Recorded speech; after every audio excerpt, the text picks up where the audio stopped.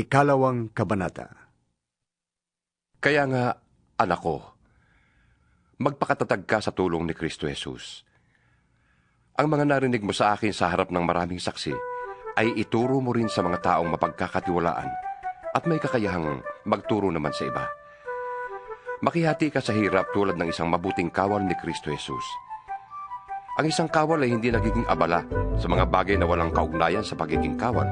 Sa halip, sinisikap niyang mabigyan ng kasiyahan ng kanyang pinuno.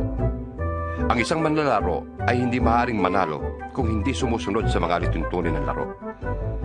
Ang magsasakang nagtatrabahong mabuti ang siyang dapat na unang makinabang sa bunga ng kanyang pinaghirapan. Isipin mong mabuti ang sinasabi ko sa iyo at ipapaunawa sa iyo ng Panginoon ang lahat ng ito. Alalahanin mo si Jesucristo, ang muling binuhay at nagmula sa angkan ni David. Ito ang magandang balitang ipinapangaral ko, ang dahilan ng aking pagdurusa at pagkabilanggo na parang isang kriminal. Ngunit hindi maaaring ibilanggo ang salita ng Diyos. Pinagtitiisan ko ang lahat ng bagay, alang-alang sa mga pinili ng Diyos, upang magkaroon sila ng kaligtasan mula kay Kristo Jesus at ng walang hanggang kalwalhatian. Totoo ang pahayag na ito. Kung tayo'y namatay na kasama ni Jesucristo, mabubuhay din tayong kasama niya.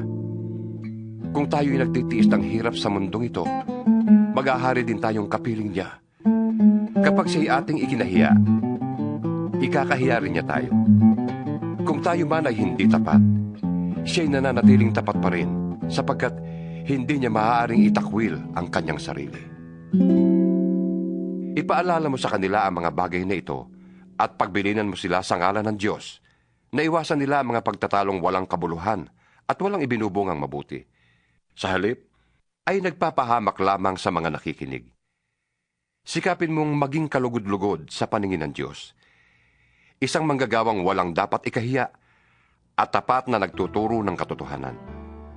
Iwasan mo ang mga usapang malalaswa at walang kabuluhan, sapagkat ang mga iyan ang nagiging dahilan ng paglayo ng mga tao sa Diyos.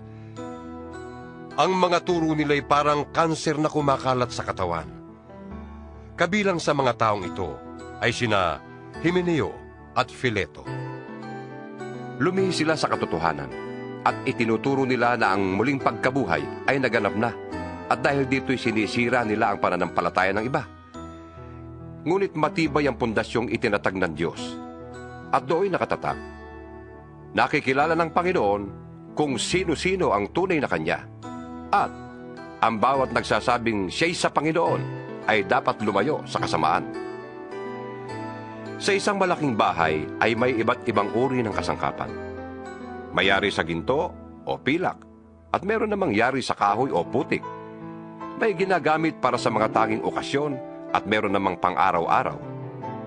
Ang sino mang lumalayo sa kasamaan ay katulad na sisidlang natatangi. Malinis at karapat-dapat gamitin ng may-ari para sa lahat ng mabuting gawain. Kaya nga, iwasan mo ang masasamang dasa ng kabataan. Pagsikapan mong maging matuwid, tapat, mapagmahal, at mapayapa, kasama ng mga taong may pusong malinis at tumatawag sa Panginoon. Iwasan mo ang mga walang kabuluhang pakikipagtalo, sapagkat alam mo namang nauuwi lamang yan sa mga pag-aaway. Ang lingkod ng Diyos ay hindi dapat makipag-away. Sa halip ay dapat siyang maging mabuti sa pakikitungo sa lahat. Mahusay magturo at matyaga. Mahinahon niyang itinutuwid ang mga sumasalungat sa Kanya. Baka sakaling marapatin ng Diyos na sila'y magsisi dahil sa pagkakilala sa katotohanan. At maliliwanagan ang kanilang isip, at makakawala sila sa bitag ng dyablo na bumihag at umalipin sa kanila.